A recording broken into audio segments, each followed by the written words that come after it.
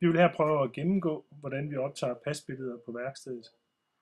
Vi har 2 lamper på baggrunden, vi har en softbox, og så har vi en refleksskærm til at lyse op.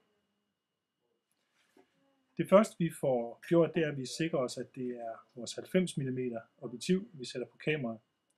Så hvis det er zoomobjektiv, tager vi det af og sætter den på. Den røde prik på linsen skal passe med den røde prik på kameraet. Sådan.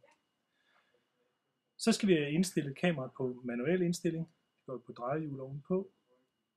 Vi skal tjekke, at ISO'en er på 100 ISO. Vi indstiller lukkerhastigheden til 50/50 af et sekund.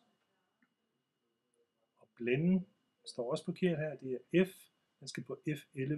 Man skal trykke den lille knap ind med tommeltotten, og så drejer man på hjulet F11. Så er det korrekt. Nu skal vi se, at kvaliteten i optagelsen er korrekt indstillet. Her står den på small. Det laver vi om. Den optager i RAW sammen med large.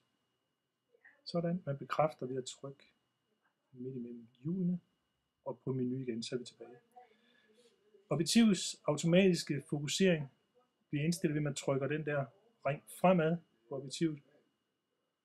Vi sætter flash-triggeren ovenpå, så blinker blitzene. Den slukker automatisk efter få sekunder, så trykker man på det runde hjul, så starter den op igen. Vi har tegnet nogle røde streger på gulvet til, hvor lamperne skal placeres. Så sætter vi lampestativerne op. Og refleksskærmen, den står helt tæt op af den bænk, vores portrætperson sidder på. Der er også streger på gulvet til bænken. Vi tænder lamperne, og de 2 lamper på baggrunden skal være helt skruet ned, altså så lav lysudput som muligt. Hovedlyset fra softboxen skal indstilles på 5,1.